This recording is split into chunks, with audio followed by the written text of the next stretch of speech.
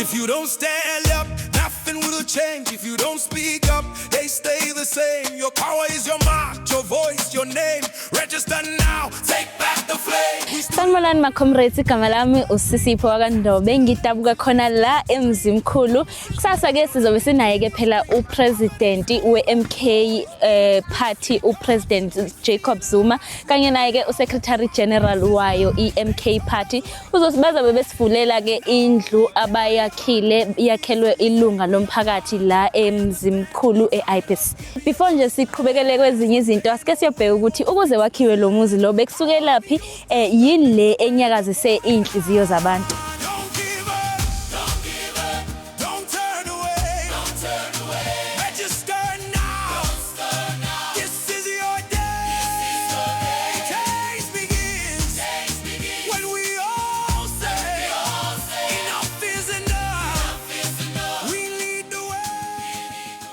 La ikhaya mntanami kusekhayeni labantu abadala, abantu abasekho. Sesisele thina siyi-3 amantombazane. Siwu-4 amantombazane, soyi-4 sizihlalele emizini yethu. Umuntu okuyena muntu ohlezi la ikhaya uSiyanda. Usisi wakhe engekho, wabuya kusisi wakhe, babuya bazohlala naye. Kubuhlungu nje ngoba phela bebengathathi intweni. uSiyanda ingane kadadewethu ongilamayo ongasekho. Ekubeni kwashona unina ke bebekhuliswa umama benonqobile nomunye udade wabo omdala naye usezihlalela ngale kwakhe emxhasweni. Ukuthi uSiyanda akasebenzi, uNqobile akasebenzi. Nathi asisebenzi, mina ekhaya ke ndiziphilela ngobheleba nabantwana ke ngoba umkhonyana usashona. Mntanami indlela engiyijabulayo ngoba anginawo amandla, benke ngisho ngithi hey ngiyazama nami akuzameki, ngike ngisho ngithi hey ukuba kuthiwa amandla nginawo ngaba ngakha ngeblock sisoke ukuthi umntwana ahlale endaweni ngoba kwayivena indlu eyayakhiwa abazali yile enakhe indawo enakhe kuyo. Le indlu yakhiwa ngumntwana welasbon yala ikhaya ungasekho uma wakhe.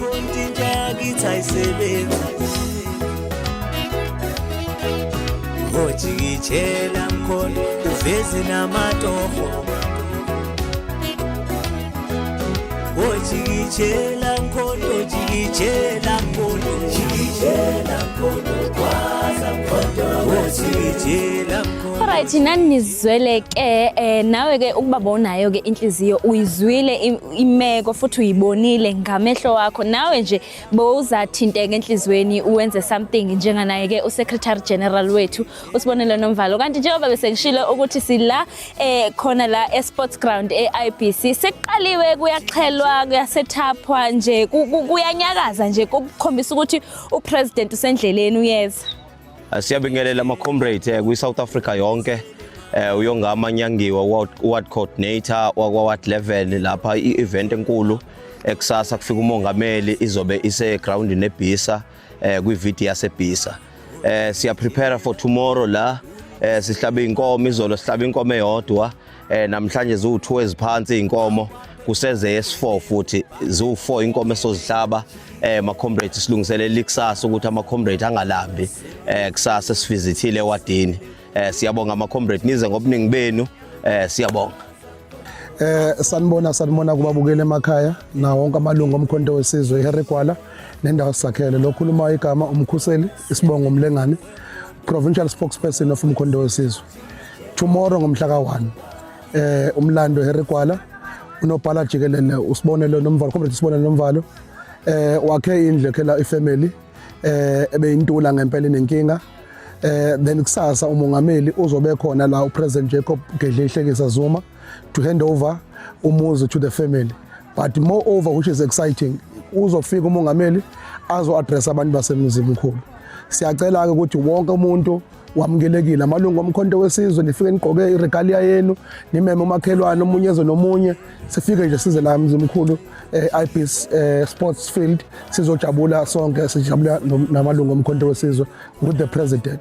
We have a lineup for entertainment. We have Ujumbo, we have usikweletu wevukhathaza abantu abaningi bamazi ukuzalwa, many artists azabe khona azos-entertain. But okunye futhi okumnandi ukuthi sobe sesicela-ke manje ukuthi abafundisi basithandazele for ukhetho oluphephile, nokuthi umkhonto wesizwe as ungena njengohulumeni omusha ozoshintsha impilo zabantu, senze ngako konke sikuthembisile ebantwini basemzimkhulu baseHeregwala kuzo zonke indawo ezikhona. Amandla awethu.